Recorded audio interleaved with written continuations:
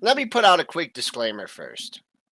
In the words of Colonel Klink, who you guys might not remember from Hogan's Heroes, I know nothing except the S&P's better find a bid in here somewhere because you don't want to see where the next daily support is. And two, what are the bond market trying to tell us here in the TLT and the 30-year bond? Is the Fed hand going to be forced? Not a great day to report earnings. You could just ask any of three or four major companies that reported. Michelle Krebs is going to talk autos with us, and should be a wild Friday here on Wall Street. Let's figure it out on pre-market prep.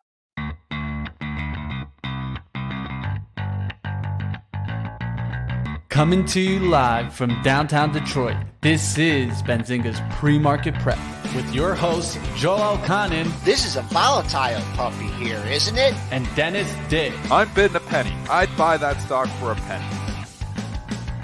With everything you need to start your trading day.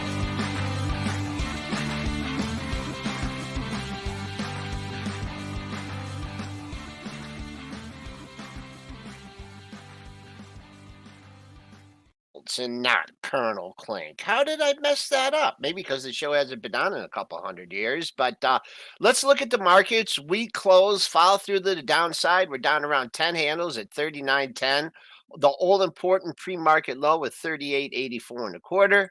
The Bucks pulling back. It's down 16 cents at 104.74. The bonds, I sure hope the bonds are right here because I'm looking at October, I'm looking at November low, I'm looking at December low, and a little bit of a rally, and I hope it's correct. Crude in the mid 70 handle now, down 76 cents at 74.97. Gold catching a bid, little flight to safety, up 480, 1839.40. Silver not participating, flat here at 2016. And Bitcoin futures out. We're back under 20K. Just couldn't escape the chaos.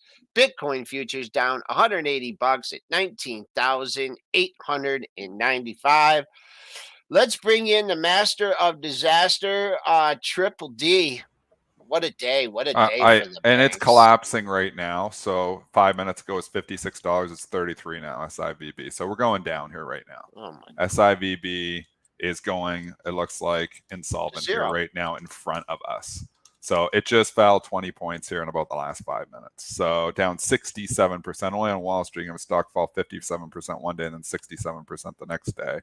I mean, this is just what this is. There's probably a bank run going on it now. Party over. The problem is the contagion effect here. FRC is down another 19% here.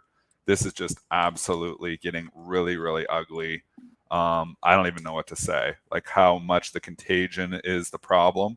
So SIVB is foregone conclusion, but you're seeing, PACW is another one. It's down 9% here now, down 30% yesterday.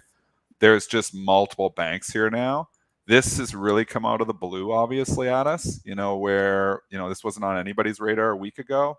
And obviously, we talked a lot about on this show yesterday morning, correctly. I knew this was concerning. That's why in the morning, when the S&P started rallying, which was absolutely ridiculous, by the way, I was just lightening up stuff in the long-term portfolio. So I'm up to 65% cash because you can't have risk on when you're seeing stuff like this happen. I've went through the financial crisis before. Not that this is a financial crisis, but we don't know that it's not. So what is probably going to happen, and this is why you're starting to see the TLT rally, is that the Fed is going to have to pivot much sooner if we start having bank problems. So not saying a pivot's coming tomorrow, but I'm saying a pivot is going to come much, much sooner than where it was going to come a week ago. So that's good news for certain stocks. It's good news for the bonds. That's why you're seeing the bonds start to rally here. What that means for the overall market, I don't know yet. Banks going down is never a good thing for the overall market, but at the same time, a pivot is. So you got to weigh it here. It's hard to really envision, where we're going overall. I still think you don't want to own anything with a lot of debt here right now. So as much as I like low PEs, I don't want to own a lot of stocks with a lot of debt here right now because I don't know the fallout here yet. It's still contained, The question is, does it stay contained? That's what we don't know the answer to yet. You know what? You came up with on the pre-market show. You came up with a good term, and folks, just listen to what we're saying. Don't do your own analysis. A forced pivot. Okay, we're not saying this is going to happen today, tomorrow. It's just we're looking at all the information that the market is giving us, our experience in the markets, and we're saying possible scenarios. And we're all over the map with For the sure. recession, with inflation and everything. So this we're not saying today, like a force. Dennis, you did tweet out that they should do an immediate interest rate That cut. was a joke. I know. That I was know, That's what but happens, Dennis. That's So what people happens. don't get jokes. I They said don't we get may need jokes an through emergency text. rate. Like that was a joke. But I do think today's jobs number is not going to matter that much. I think if you get a rally into it, so if we get a nice rally, I think you're selling stocks as fast as you possibly can into it. If it sells off, I'm not buying the dip. So we have just too much unknown risk here right now. I don't think we're going to a financial crisis because the number one thing, which Raggy Horner has brought up in the show, is they have so many more bullets in their chamber. Now, with interest rates as high as they are, they can come for emergency rate cuts. If we get into a situation where banks start failing, multiple banks, they can just cut rates and fix the problem almost immediately. That's why we're not going into a financial crisis. The question is, how ugly does it get before the Fed actually says, hey, maybe we got to cool it with inflation for a bit and we got to save our banks? I mean, is it gonna take one of the big boys dropping down as much? Or they're not that was my concerned question, about right? SIVB. They're probably not the concerned smaller about banks First they don't really care Republic. about, right?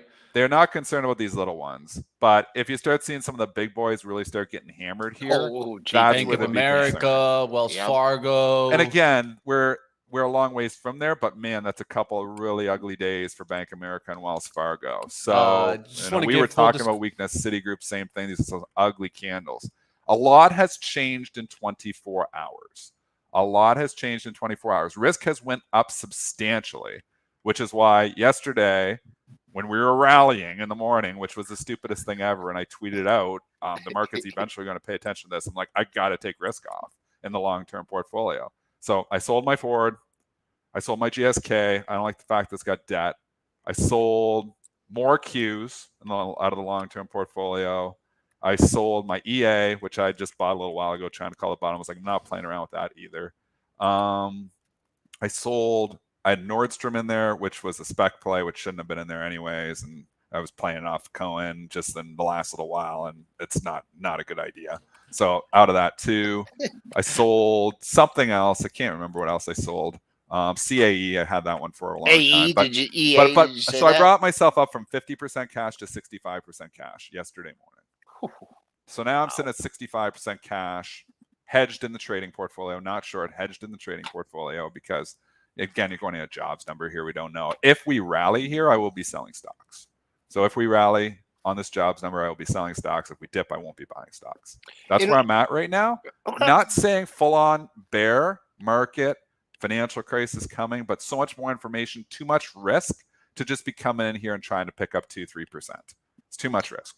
And let's look at the flip side of this too. And I'm sure we're going to lose a lot of people with what I'm going to say now. But you had the saving and loan crisis, right? Back in the late '70s, early '80s, and there were some bargains back there. I mean, eventually, and I'm not saying that's history is going to repeat itself the same way, but there could be some. I mean, technically, it's hard to nail things and it's hard to figure out what the Fed's going to do. But I had Nate Tolbeck from Complete Bank Data on pre-market prep with stock odds, and he said it's too early to dip your toe in. He said, but a lot of these banks are may be getting thrashed unfairly. So they are. Yeah. Joel, they are. But the one problem is if you start getting, people scared, is my money safe? And especially in some of these smaller banks, it is like self-fulfilling. That is, they can't meet the current deposits, they can't meet the current demand for withdrawals. And that's how a bank becomes quickly insolvent because they lend long and they borrow short. People want to always, Mm-hmm. bring in more money. They can get themselves into trouble. This was with the financial crisis. It's more confidence than anything. So confidence is shot in SIVB. It's shot in a few other of these regionals, but it's contained for now. But caution is the word. I'm not coming in here and buying banks right now until I start seeing that it's safe to dip my toe back in the water, because I've seen how ugly this can get, how quickly. You remember the financial crisis, how ugly it can get so quickly. And people say, well, eventually they come back. Citigroup will come back. Well, people don't realize on the reverse split the Citigroup had. Citigroup's all-time high is $500 a share. Citigroup is still down 90%. 15 years later, after the biggest bull run that this market has ever seen, we're still down 90% from the all-time highs. So Citigroup never came back. Never came back. So, and never going to come back. It's just diluted too much. I don't think we're in that situation. I think the banks are going to be buys here. I think there's going to be some that are going to be buys eventually, but I'm not buying right now. Not until I can see that it's safe, that it feels safer out here. I do believe the Fed is going to have to pivot sooner. If we start seeing banks go down, the Fed will pivot a lot sooner than you think. And I think that's why the bonds are trading higher. So Yeah, TLT probably. One thing that's why will it's trading be higher. the question I would ask, right? One thing will be is will the Fed be late to the ball? Right. And they're usually late to the ball. They were late on the ball on inflation, raising rates. Will they be late on the ball on this financial worries and let it play out a little bit? And by that time, we could actually be in a financial crisis. So instability of prices is definitely they won't a let us case get there. that the Fed can jump in. You think they won't let us get to No, instability? they won't let us get into a full-on financial crisis here. That's why I'm not calling for the financial crisis. They have too many the interest rates they caused this. This isn't like being caused by but like if they a housing, loaning money to the tomato picker at $14 an hour and give them a $800,000 mortgage. This isn't what has caused this. This has been completely caused by the Fed's reckless, and it was reckless, to just raise as quickly as they possibly could. I get it. They're trying to beat inflation, and we've talked about how the local banks, how the retail banks are fighting back by just extending amortizations on stuff. So I mean, it's the battle here right now, but that battle here, extending those amortizations, is not helping their own loan books either. So there's a lot of things, a lot of balls to juggle here. But the one thing we have to remember that's different this time is the Fed caused this, and they can uncause it very quickly by just lowering rates. So if we got into a situation, please, just let me finish my point, and then you can talk. You can talk. But the Fed caused this, Mitch. They caused this. They hold all the cards. They can fix it like that. They could, if we were in a financial crisis, they'll go, we're going to drop 300 basis points right now, and this market would rip, and the confidence would come right back into the system. So they hold they hold the tools to fix the problem. They're not going to do that right now because they're still trying to fight inflation. But at a certain point in time, if we got into a situation where we're going into a financial crisis, like a run on all the banks, they will come out with emergency rate cuts. That tweet that I said won't be a joke anymore. So that's why I don't think we're going into a financial crisis. Now, what were you going to say? No, I just worry that the high inflation rate doesn't leave them that ammo to just come in and cut rates early, because then that would create stagflation, wouldn't it? Yeah. Oh, yeah. So here's the problem: is they're weighing. They're going to look at this and say, well, SIVB isn't worth ceasing our battle on inflation. Exactly. FRC isn't worth ceasing our battle on inflation. But if we got to a situation where Bank of America or Citigroup or those started to just start crash and burning, that would be a completely different situation. Those are too big to fail. So they're going to analyze what is too big to fail and what is not. SIVB, let her fail. FRC, if it's going to go into trouble, and I don't know if it is, but you just saw the stock just fall $50 in 2 days, they would let that fail if it came to that. I don't think FRC is going to go down, but I don't know. I don't know who's going to go down at this point in time. A run on these banks, and you don't know. But Bank of America or Citi or JP Morgan or Wells Fargo, those are too big to fail. They aren't going to go through the Lehman hell again, because when they let Lehman fail, and if you go and you can read up on this stuff, when they let Lehman fail, it's a complete house of cards. It just got all messed up. They had you had people with their insurance policies not going to pay out. I mean, it was a complete mess. You can't let the big guns fail. So they will not let Bank of America or JP Morgan or Wells Fargo or any of the big guns fail. Now, we're a long ways away from that. So that's why they're still going to stay the course. They're just monitoring the situation. But people who are calling and saying we're going into another financial crisis are wrong, because the Fed can stop this just like that and stop us from going into a financial crisis. So I don't think that's happening. I think it's still pockets of regionals. We'll see how ugly it gets. If it starts to get really ugly, they will start backing off on the rate hikes, and they might even do an emergency cut. But we're a long ways away from there. But risk happens fast, as Doug Cass says. Let's Yeah, and expand. Go I ahead, think Joe. I just think though, when you look at some of these banks, and there's one thing I could just I can't put an exact number on it, where like with J.P. Morgan, and I can specifically remember they're like, well, they're setting a more loss provisions, loan loss provisions. They kept raising it, and it hurt earnings, and they shifted it. So, how prepared Jamie Dimon? I mean, he's made some some good calls and some bad calls, but you can tell if a bank if they're being conservative and raising their loan loss provisions and not taking on more risk, they're going to be better off with things, when things happen. So, It's a good comment, Joel. There, yeah, yeah, yeah. because they definitely have been doing that. Now, I did want to bring in images from the CME Fed tool to kind of point to what Dennis is alluding to here. So here's kind of just the probabilities, right? And you can see here we went from 66.3. And that's 68.3 to 61.6% for the 50 basis points. So that's already starting to slowly go down. Yeah. It hasn't made a massive move. Let's see tomorrow or on Monday when we come back, does this drop to like 40%? That's what I'm going to be paying attention to. Things like that can definitely give us a sign. And then also wanted to bring in the other important thing, right, which is the outlook for when pivots would come, right, or when we would not have an interest rate hike. So you can see the 100% goes until November. And then November, you get a drop to 99.6. But look at the ease. That's what we're looking at. When would they cut? Here is December 13th as being that first month that you would get an ease percentage probability, which is at 0.19. So December is what they're saying right now for that first cut. Dennis, you think that potentially if this gets worse, it could be earlier than that December? This chart that you're showing 3 days ago meant something. This chart you're showing means absolutely nothing right now. And the reason for that is too much new information is coming at this market every single hour right now. There's too much new information. So if we have more banks just falling 50% here in the next couple of days, this number is going to come down drastically. But I think we're in a situation where we have to get more information. Is it just SIVB? Is this, hitting FRC down 25% or 30% in a couple of days? Is it going to bounce right back and it's contained? That's the question. We don't know if it's contained right now. We don't know if just SIVB buying some bad mortgages and, it's going to go down. We can see pretty much that SIVB is probably not going to make it, but just from the trading action. But we don't know if anyone else is. If it starts to spread, they will throw this chart out the window. If it starts to spread, they will start coming in and cutting rates. I'm not joking. I think the half is off the. I don't want to say off the table. What are you saying, Joel? I think a half right now just is what's happened over the. I think a half is very unlikely. Yeah. I was in that 50 basis point camp until I kind of agree with you guys.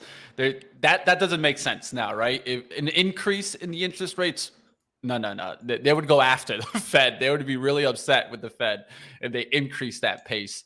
I think 25 might be more the case here. But another thing is the market was already trying to price in a 50 basis point hike, right? Now let's take a look at the overall market. Where are the signs of concern for this market for you, Joel? Let's take a look maybe like at the SPY overall. Where do we cut? I said this at the top of the show. I mean, I just don't like this chart at all. I didn't like when we missed the high on that rally earlier in the week when we missed the high by 130 handles. That was very concerning. I had to have mentioned it. And just here on the downside, I mean, I'm not calling for 3,800, but just going on the day. And we know this market is still continuing to chop people. There's going to be 40, 50 point rallies in here. It's just the way this market's traded.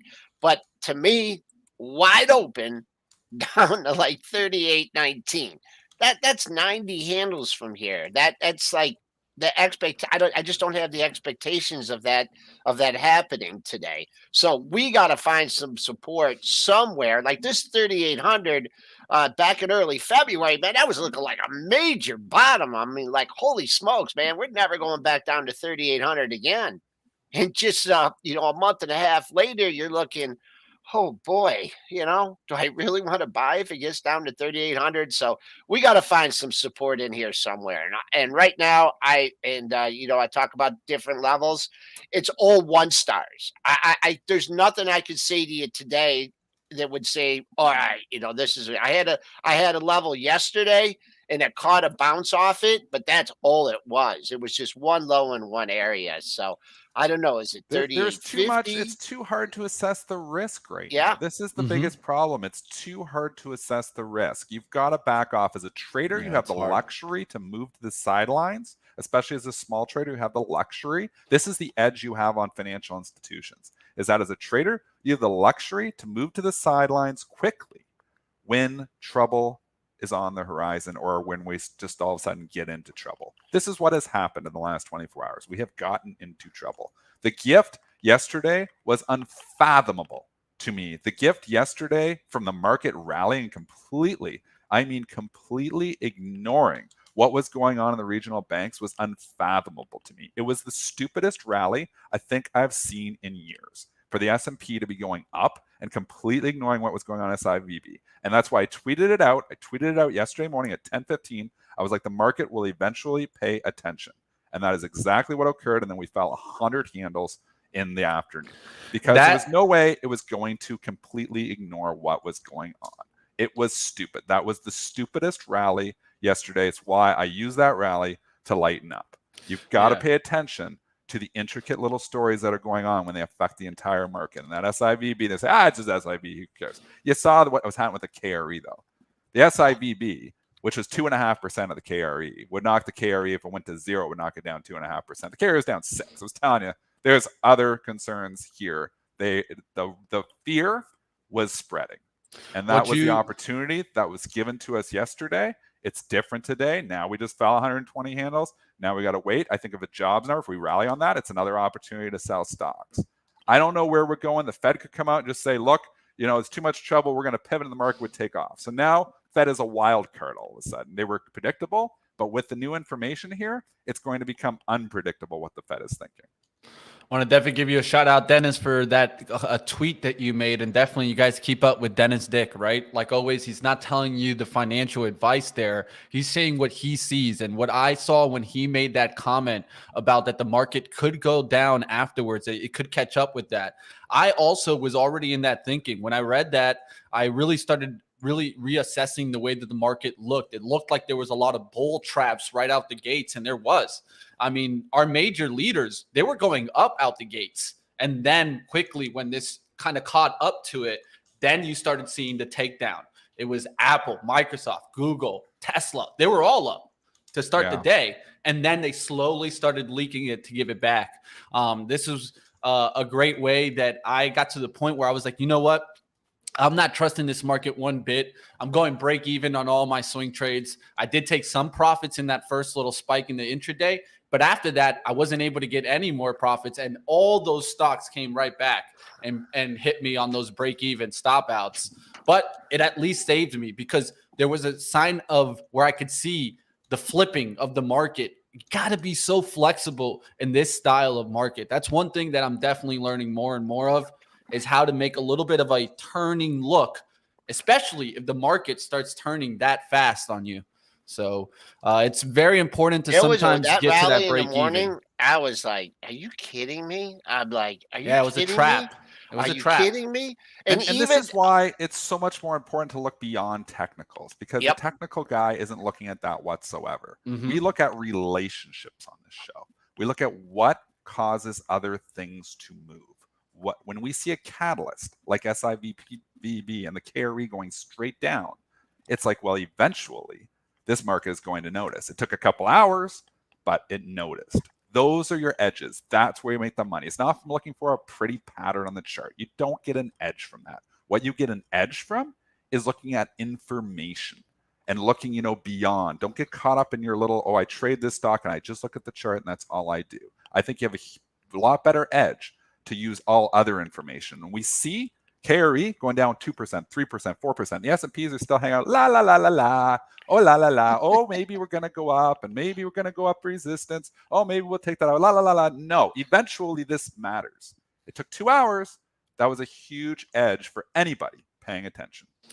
All right. Now, I do want to do a little preview of the jobs number that's coming up. That's about 3 minutes away from here. And then we can maybe look at something as the tape gets hit. But let's pay attention to that. Of course, we're going to get a lot of numbers coming in here. It's not just unemployment and non-farm payroll. And I'll be back at you. So we definitely got to pay attention to see what happens here. So let's go. Let's review it really quickly. I got it up here on my Benzinga Pro so that we can just take a quick look.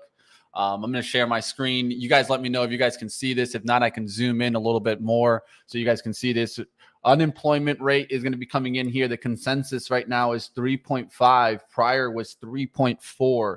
Let's see if this actually goes up. Do we get unemployment to actually go up? Would be a good thing for the markets. Going down would not be a good thing, at least in my eyes right now. Of course, good news, bad news kind of thing. Take it with a grain of salt because things could have changed with the situation we have right now.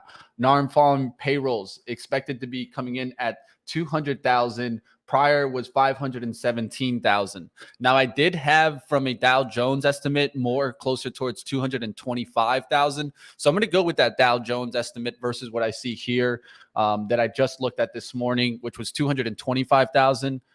Not the 200,000 that's expected here. And of course, we'll get other coming in here. You'll get non-farm payroll, manufacturing, average weekly hours. So there's a couple of other things that we're going to be coming in here. And average hourly earnings per month can make a difference. Let's find out what happens when it hits the tape. Okay. All right. So here's a technical setup after that wild day yesterday. On the downside, only thing I can give you is that pre-market low at 38.84 and a quarter, and a breach of that, and you come back above it, and it's off to the races. On the upside, where it gets tricky, because so far people have been trying to get out at the mark. The mark is in the S&Ps is 39.20. If in fact you take that out and you're short on anything, you're going to get your face ripped off. I'm not saying it's going to take it out, but there's absolutely nothing in there until 39.50. So that's what I'm looking at, going super wide on the parameters here. I just think, man, the shorts are looking, they're getting jumpy here. The algos just give us a little spike up to 39.17. Mitch, you tell me when you get the numbers here, and then it hasn't hit I'll yet. Shut up. Shut up. They're jumping the gun. It's 29.43 right now. So there you guys starting to see it spread, but yeah, I need some. Not going to jump the gun. I'm not going to jump the gun. 8 seconds. Ooh, little spike up. They're trying to get this thing green. There it goes, starting to get a little wider. 391.32 by 390.50. Spike down 3901. That's not a big deal. First reaction to the upside. Now, we'll see when we get it. There's some bids down there at 3,900. That's all I can see, and those bids are gone. All right, here we go. Non-farm payrolls, 311,000 versus 205,000. Going green big here. We're going green. Sorry, Mitch. 11,000. No, you're good. Prior was 504. And remember, it's unexpected there. So nice little spike there in non-farm payrolls. Unemployment rate at 3.6 versus 3.4. So at least unemployment rate finally going in the right direction for what the Fed is looking for, right? Non-farm payrolls here, 265,000 versus 210,000 estimate. Prior was 220,000. So not looking too bad there on the numbers, at least for that case. We are getting a little bit of an up reaction here. I think the unemployment number there were helped. bids out there. They didn't get to the pre-market low, so I can forget about buying, at least for now, buying the pre-market low. Looks like someone was making a big stand at 3,900, and then one sell order came in. Now we're in the 39.30 handle. This is exactly what the market needed today, right? 39.33.5, 39.34. We'll probably be at 39.40 pretty quickly. First target on the upside is going to be that 39.50. We're tacking on points here as we speak. A print in the 39.40 handle. It's trying for that 39.50. But nice bounce here. Being at that close, I don't know if you guys are looking at your individual stocks, but if they went green, you didn't have much of a chance on that one. But like I said, this is the kind of information that helps the Fed out a little bit. It Yeah. does, probably brings that Fed tool. Can you take a look at that, Mitch, real quick? Yeah, it takes a little bit to update, so I'll give it like 5 or 10 minutes. For some Okay. reason, their data is lagged, right? I'll tell you right now where it's at so that we can kind of worry about when it gets there. Right now, it's on 7:22, so it's about 8 minutes lag on that data. So in about 8 minutes, let's say 8:38, I'll take a look at it and I'll bring us the update from the CME Fed Watch tool. And you can see that on the bottom of the CME Fed Watch tool. So you guys out there that are taking a look at it, you'll see where it says data and the little star. It gives you the timing exactly. When's the last time it took data? So it runs about 8 minutes lag. That's not too bad. Just to say one thing, alluding to, what Dennis, said, and, we're talking about the bank contagion and whatnot. I just want to see if this is helping SIVB. Yeah, let's take a look. No, not helping SIVB. The What banks about the other still, banks? yeah, there's still caution here. Citigroup, the banks are, the bank traders are not hopping on this, which is not a good sign. Let me get rid of the 1 minute here, get back to reality here with the 15-minute chart here for the S&Ps. Let's just look at these stocks. Now let's go. I'm going to go back to Apple. They're getting a little bit of a boost, but it doesn't seem like the stocks kept up with the pace of the S&P. The thing I was going to say before I distracted myself was, like the straight down scenario. That's not what this market's going to give you. Like I saw some people in the chat, oh, this is the crash, this is the day. Well, that very well may happen, but you're going to get, there's always these rip roaring rallies, and that's kind of what you saw here. So you had, late yesterday, the pre-market, to buy on a dip. Now the market structure changes a little bit, but you got, important to hold this here too today. So I'll be looking at the close at 39.20 if we get a dip.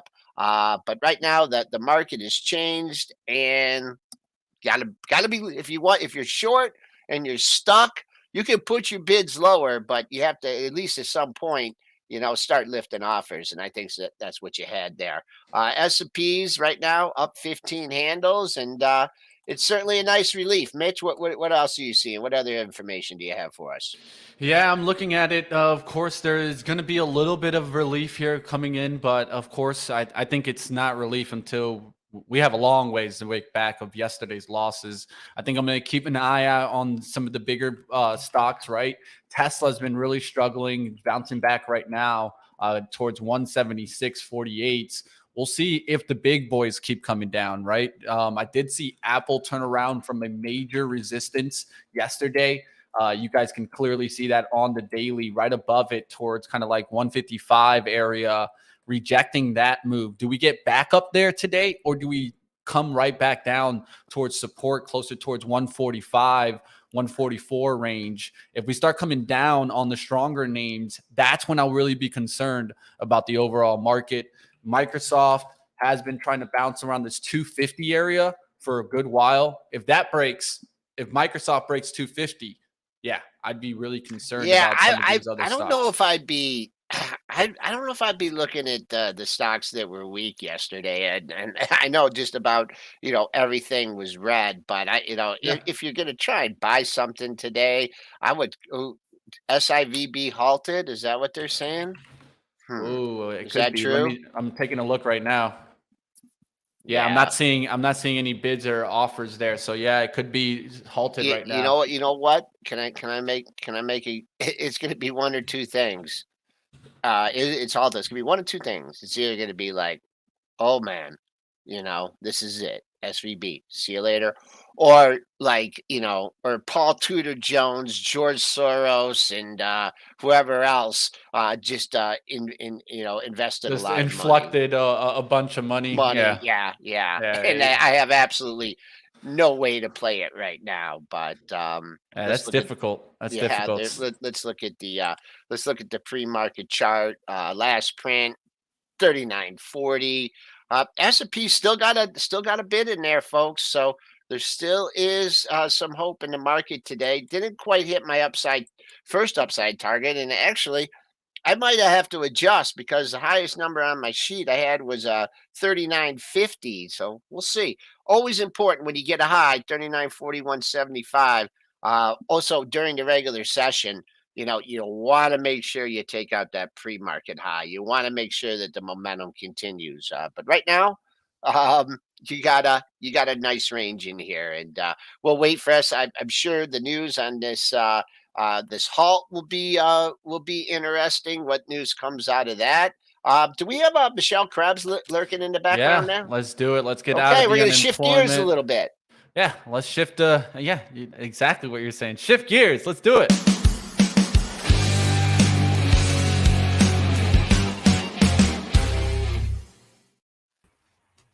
Michelle Krebs, Good morning. what did you pick a great morning to come on, or what? Well, hey, every Friday's a snow day here, isn't it? Oh, I know. We're getting it again, but I did not call for a school day, so I think they're still going to school. But let's talk about the auto sector here a little bit. And I said, investors may be looking at the buyouts at GM for the corporates is a bad thing. But you set me straight on that. What do you think about it? How are investors supposed to interpret and will interpret GM trying to get rid of some of the workforce? Well, I think that let me back up. So in January, during the earnings call, Mary Barra, the CEO, said that they were going to cut $2 billion of cost from their structure as of the end of 2024. They had a few layoffs. Initially, they said they weren't going to have any layoffs. Then they cut some jobs, about 500 a couple weeks ago, saying they were performance based. And then yesterday they announced they are offering pretty much all of their U.S. salaried workers a buyout. This is to accelerate attrition and go towards achieving that goal of cutting costs by $2 billion. I think there's two things at play. GM spending a ton of money as it transforms itself into an electric tech company. And then also I think they're concerned about some economic headwinds. So I think investors should see this as they're living up to their promise of cutting costs, and they're preparing for what could be a bumpy ride. And you could also, maybe they're going for this whole chat GPT AI thing, and they're not going to need all these executives because, boom, just put robots in there, right, to do the jobs that the the executives were doing. I don't think so. And I think the other thing too is they're making room to hire different kinds of employees. They're going for software engineers and electrical engineers as they move towards an electrified future. They're still hiring, even though they're eliminating some of these jobs, but they're different kinds of jobs. Okay, let's talk about. Go ahead, Mitch. Yeah, I wanted to ask you, Michelle, I know you keep up with all that. How are the new car sales doing, right? Because, I mean, a lot of us are watching it for inflation coming down. How is the sticker price? We still paying over sticker price? Not as much. The average transaction prices are still high, getting close to $50,000, but they did dip down a little bit in January and again in February. They're off the record. But they're still pretty high. Some of that is because of the mix. We are seeing a much richer mix of luxury vehicle sales. Almost 20% of all total sales these days are luxury cars. And at the other end, the Toyota and Honda are still struggling with production and inventory. And of course, they produce cars that are at the lower end of the price spectrum. So that balance. And then electric cars are more expensive and they're increasing in sales. And on the flip side of that, of course, we could take a look at the used car market. And of course, we've heard of troubles with Carvana, different companies like this. Should we be concerned about used car sales, Michelle? No, actually, used car sales have been surprisingly robust. We always see them higher this time of year as people get tax refunds. They use those tax refunds to buy used vehicles. And we're also seeing people who can't afford the new cars are moving to the used car market. So it's a pretty robust market. In fact, the Cox Automotive owns Manheim Auto Auctions, and we're seeing dealers back in the game buying used vehicles at our auctions because they are seeing demand. Well, I'm sure you've been observing what's been going on in the banking sector, and we all know that a lot of people get car loans, right, or lease their cars and finance their cars. Uh, we've heard about some of the Canadian banks extending the amortization on the housing. What's going on? What's going down with the finance arms of the big two? Well, what's interesting is we're seeing, because more people, affluent people, are in the new car market and buying luxury cars, and affluent people have more cash in the bank. They're paying cash for cars so that they avoid those high interest rates. At the opposite end of the spectrum, for quite some time now, we've seen subprime borrowers fall out of the market, certainly out of the new car market, and out of the used car market as well. They're just not in the game because the math just does not work. Now, of course, we started to see some of the supply chains alleviate, but is it completely alleviated yet? Is this starting to look better than it was in pre-pandemic time? Michelle, are we still struggling? Because, of course, we heard news earlier in the year, of course, from the Ford Lightning, and it looks like the Hummer is still having some struggles. What do you see out there? It's a mixed bag. If you look at the overall inventory numbers, they're way up. We're close to, I think when we talked a year ago or some months ago, we were at like 1.1 million vehicles in inventory. We're now up to over 1.8 million and rising. Some of that's, but it's not equally spread around. If you look at one end of our graph, it shows domestic pickup trucks and Stellantis and some of the domestic SUVs. They're in high supply. In fact, we are starting to see some incentives on trucks and some Stellantis products in particular. But at the opposite end of the spectrum, you see Toyota and Honda still having extremely low supplies of vehicles. And you're not seeing any discounting there. So it's all over the map. And you mentioned Ford Lightning. That's not the chip issue. That's a production glitch or some kind of specific issue. And we're seeing, we're seeing some of that. And of course, we're gearing up with electric vehicles, and it's a new game. So it's going to be bumpy for some of those. And the EV, the race for EV, we've I know you've had some skepticism on Tesla over the years. Ford and GM trying to get some of that market share and slowly chipping away. Also, the European auto manufacturers. Who's catching up in the EV race? Well, we anticipate this will be the first year that EV sales hit 1 million. Tesla still dominates, but it used to have 100% of the market. Now its market share is dropping, which you would anticipate, even though their sales are increasing because the pie is getting bigger. Ford is the number 2 in selling EVs, but you've got Hyundai that's been very successful in that, Kia as well, which is its sibling, and then General Motors has got a lot of new EV products coming this year. I think it's they'll have 7 to 9 new EVs on the market by the end of the year. So everybody's nibbling away.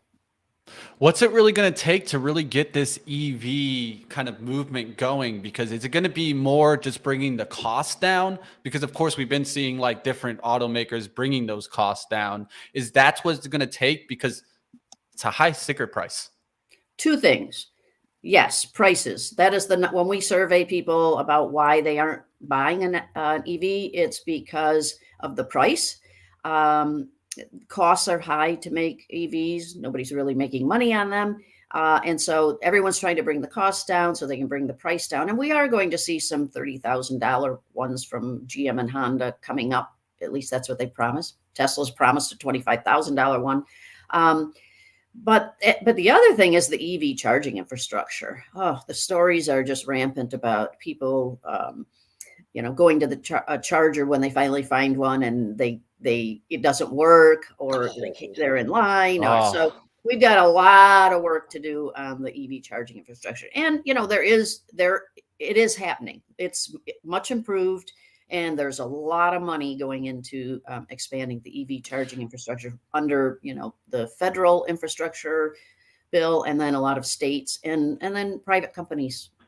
How long do you think it'll take, Michelle, to get that charging EV infrastructure system up to work? Is it going to be, you think, 1 year, 3 years? Oh, I have Any no guess? idea. I don't know how long it takes to make them. I don't know what the supply chain is for them. I don't really know, but it'll take some time.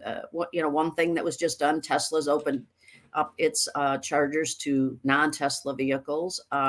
So that will help. We're expecting about 45% of all sales will be EVs, plug-in hybrids by the end of the decade. So hopefully the charging infrastructure is there for them. Yeah, I see a lot of people talking about the hybrid, and if I was ever to buy a new vehicle, why not play it safe? I mean, you don't want to be. Well, there's hybrids and there's plug-in hybrids, and the plug-in hybrids qualify for the EV tax credit if you as the consumer and that vehicle is made in the U.S. So that should help it as well. Michelle Cox, she's a analyst at Cox Automotive. I got that. I didn't say the other thing. What about, you talk about the strong consumer, and I know you don't like to, you won't comment on individual stocks and whatnot, but I'm just looking at Ferrari here. Race, trading at just off an all-time high. What is that? Could that be a good indication or are they just so much in their own lane with their high-end vehicles and the, upper strong, the strong consumer, wealthy consumer just continuing to buy? Well, I think that it's both of those. I think we started this conversation talking about who are the buyers. Luxury buyers are into the car market big time. So, Ferrari's benefiting from that, but there is nothing like a Ferrari. And, by the way, they're going to have some electric vehicles at some point too. So I think Rolls Royce and Bentley also had great years. So those really ultra luxury are doing quite well. Yeah, I know what it is. I saw Michelle riding around in her Ferrari. I saw that nice red hot convertible. I see you, Michelle, out there, and we'll definitely have you back on. Appreciate you coming racing on and down talking. Woodward. I bet. Yeah, I see it. Be careful out there. Michelle's coming to your city nearby. Have a good one, Michelle. Glad you have you back on. Okay, bye-bye. Thank you. All right, let's go back into the market. How we looking, Joel? We're hanging. We're still bid here. Like I said, the market's changed, right? You had a chance to buy on the cheap. Your bid's getting hit. Let me pull up the S&Ps. I'm trying to find a home here in the 3930 area. As I mentioned, if they popped it through the pre-market low, I didn't know. I want to know where to go. I just think you just would have had to go and this is what I do when I don't have levels. I just go, every 10 points, 39.80, or 38.80, 38.70, 38.60, and then all the way down to that 3800. Right now, it doesn't look like that. We still haven't. If the bulls really want to get back some of yesterday's losses, first of all, going to need some good news out of this news pending here for is it? It's still news pending, man. Do you have a spike on your chart? I have a spike on my chart right before it halted. I think this is a mistake on my charting service. So Let me see. What did you get? Confirm. Let me get to my. No, you don't. You don't have that right there. The 15-minute doesn't show it. Well, I just converted over to the pre-market chart. So now, you don't have a spike, what do you see right? a spike to? Yeah, on my charts, look at this. I don't think this is right, team. This is. I have it on the screen now. It's like 106. I don't think it jumped to 106. That's cross because I think that was the close. Wasn't 106? No, this is 8:30. 8:35. I think this is not real. Yeah, I just wanted I wanted to but confirm it with yours because yours yeah, doesn't have any of that action. So 106.04 was the close yesterday, so that might have just been a cross at the close. okay, Yeah. I'm just making sure. I know I'm on the right timing, but something's going on with getting a little wonky with my charting system. Oh, that's okay. That's okay. No, I mean, yeah. Oh man, talk about wonk. I don't know how. You just switched mics, Joel. Switch it back for me. I'm going to go ahead and bring in a little micro catalyst. We'll take a look at some of the stocks that had earnings today. And like always, guys, if you guys see anything else making moves, we can always talk about it, right? The first stock we're going to talk about today is going to be Oracle. Let's get right into that. We'll get through some of these earnings. We're going to run through this so that we can save a little time for you guys at the end. I know Dennis might join us at the end to give I'm sure Dennis coming back. How's that sound? Ooh, you know he's busy, team. Oracle EPS $1.22 beat the $1.20 estimate. Sales at 12.4 billion, missed the 12.42 billion estimate. They did see cloud revenue up 48% year over year, so that's actually a good outlook there. Cloud application up 42%. Also, quarterly dividend, they raised it. EPS, they also raised it here. Good outlook for Q4 adjusted EPS. And look who's back. You see, I talk. Guess who's back?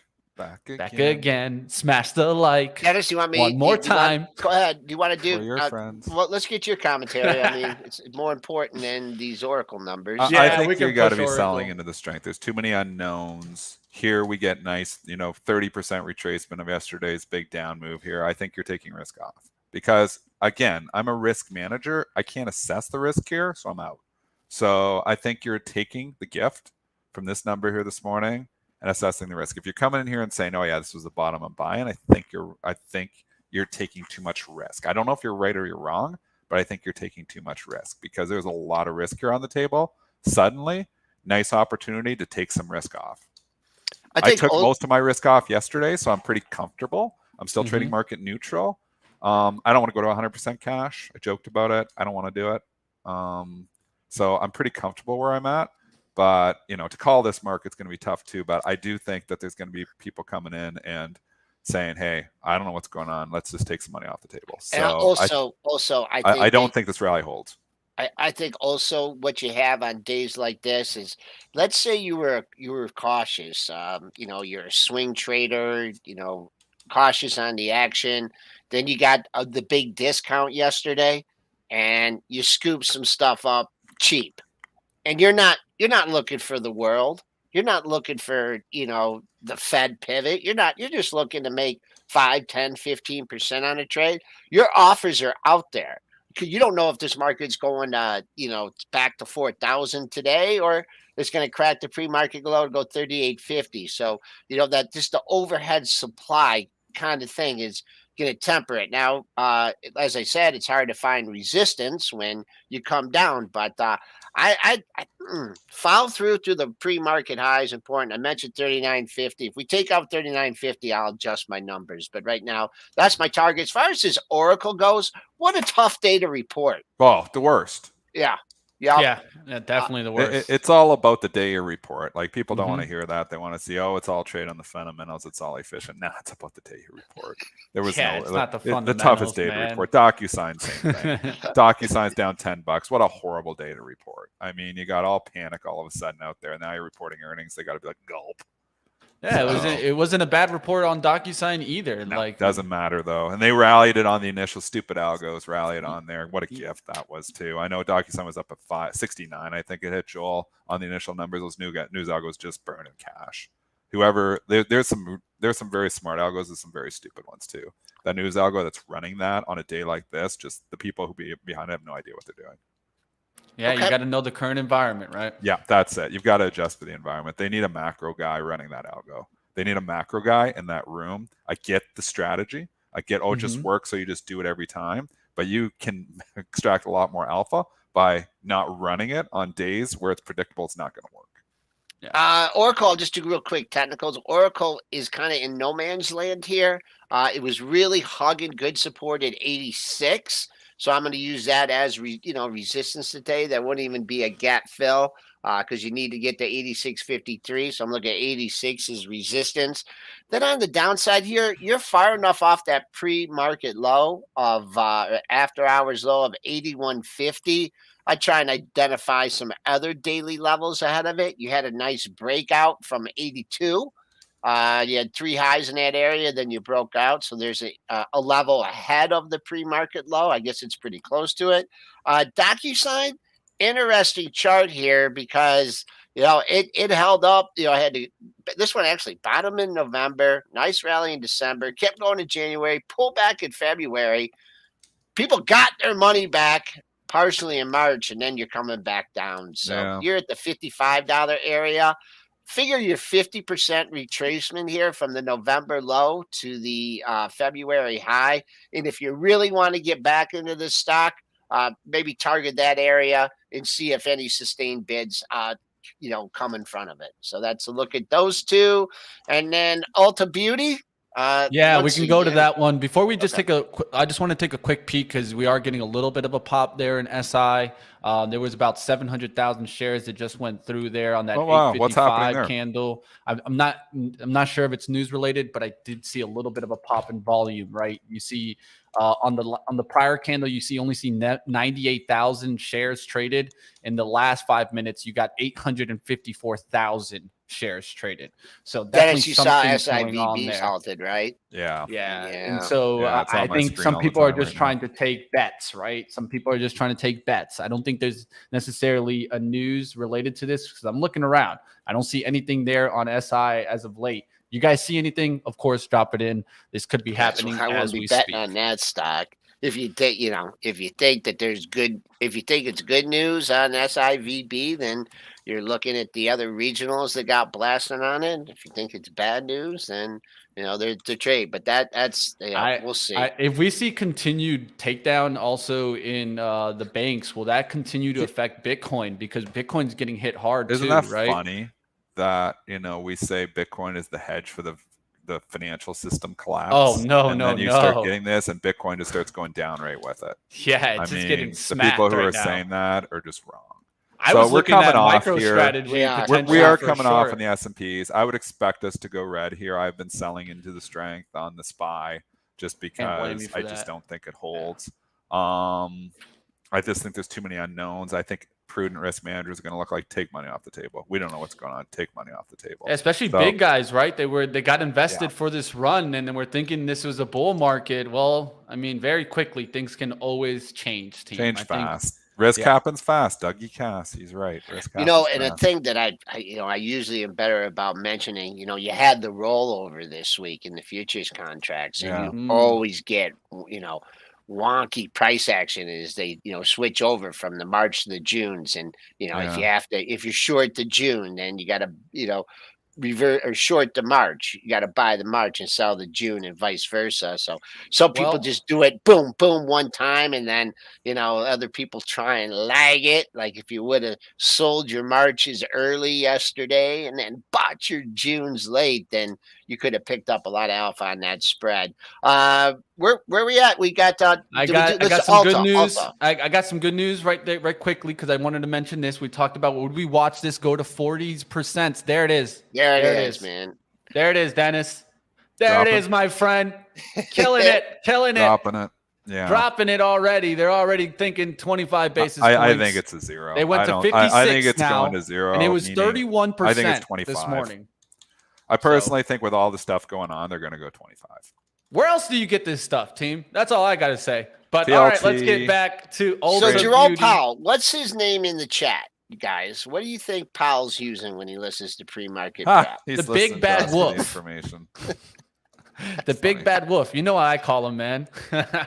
I read childhood stories about him. All right, let's go to Ulta Beauty. This was another one that I felt was an overreaction to the downside. The report coming in here, EPS $6.68 beat to $5.65. So it beat EPS by more than $1 there. Sales at 3.23 billion beat the 3.02 billion estimate. The only negative that I saw in their report was that they're going to only open 25 to 30 stores in 2023 versus 48 stores that was anticipated before. Once again, tough data report. You got to dip on. We're such a macro market driven Yeah. right now. And sometimes you're a micro driven market and sometimes you're a macro driven market. And right now it's all about risk. I mean, it's all about, and these individual stories just probably don't matter as much. Yeah. What matters is Go away. what is going on with the banks. I mean, FRC, so SIVB halted. Keep an eye on FRC today. It is trading down another 20 points in the pre-market. It has basically been cut in, 120 to 78. It's down, 40% a couple of days here. The other one that I mentioned was PACW. It's down another 13% after falling 30% yesterday. I mean, these banks just don't move like this. This is total fear of a bank run. This is what is driving all of these prices right now, is fear of a bank run. Okay, I'm going to let many you of these guys finish it up. It should be Scary. interesting to see what that halt Scary is. stuff. We'll see what the halt is. And Triple D, I'll check in with you later. Go get them, Mitch. Everyone have a good day. Have a good one, Joel. We'll see you. And you guys can keep up with everything Joel Alconin does, of course, on PreMarket Prep on their channel. If you're not following PreMarket Prep's channel already, well, what are you missing out on, right? Definitely go ahead and hit the subscribe. Look it up. You guys can search it. And I'll make sure that we get a little link down below so you guys can just click that. We'll look to see what happens, Dennis. I'm running through here some of the ones in the regionals that got hit hard and continuing to get hit hard. Of course, Zion was one of those that we mentioned yesterday. Yeah, I had the list. Where's my phone? I got a whole list of them. Yeah, I mean, we didn't Zion get too bad of a killed list yesterday. That PNC wasn't too bad. RF wasn't too bad. We looked at that. MTB. These were the ones that I gave yesterday, and continuing to get hit. SIVB, PACW, FRC, we already mentioned. WAL. Look at this one. WAL. Wall. Schwab got the beats yesterday. I don't know what Schwab did wrong, but they really nailed Schwab yesterday. Yep.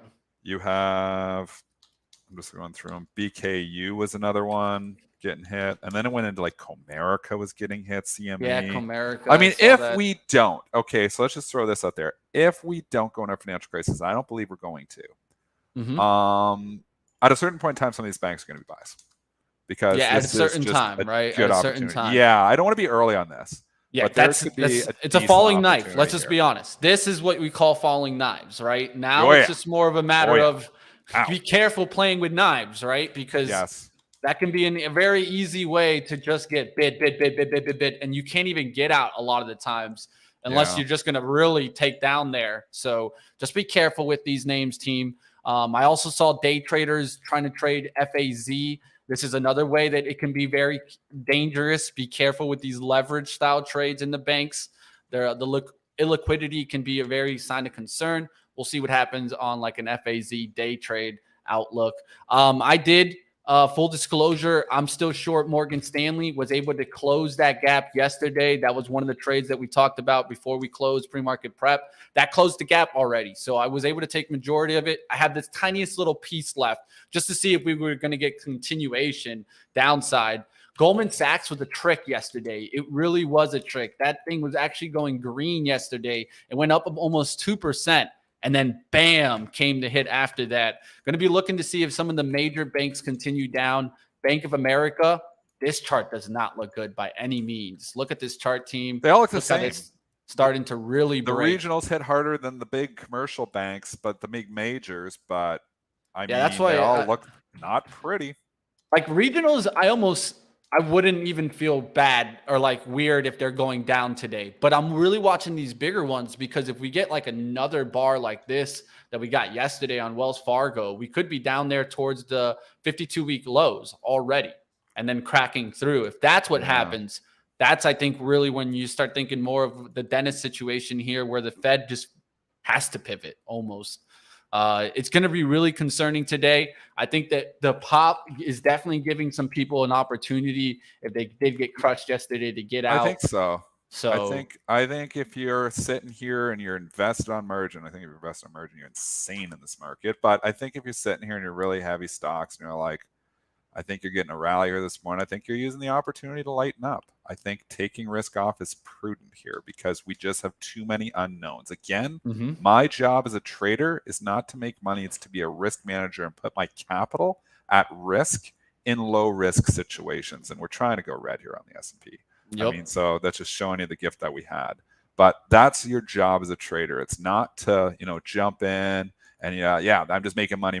Think about the risk first and then the return. The risk here is unknown. So that throws my return right out the window. I don't even worry about return here. I'm just worrying about protecting my capital. I don't know what is happening here. So I'm just out. That's it. So and that's why I was lightening up in the long-term portfolio. I'm comfortable having 35% stocks. It's probably the highest, that I've been in cash really since probably COVID. So that's where I'm at right now. I don't know if I'm going to come back in. Maybe I'm going to come back in quickly if we get new information. But right now, I don't have enough information to just be putting on new positions, like long-term. Short-term trading, scalping, day trading, awesome. No problems. Coming here and saying I'm going to go buy this because the chart looks pretty for a swing trade sounds not like you can control that risk very well. Yeah, you can't. And that's true. And one thing to keep in mind is like yesterday, with the banks going down so much and eventually just dragged the whole market with it. So that's also something to keep in mind. Like we just talked about Ulta. It was a good earnings report, but it's still getting hit. The market's dragging it, right? Yeah. Will that drag continue?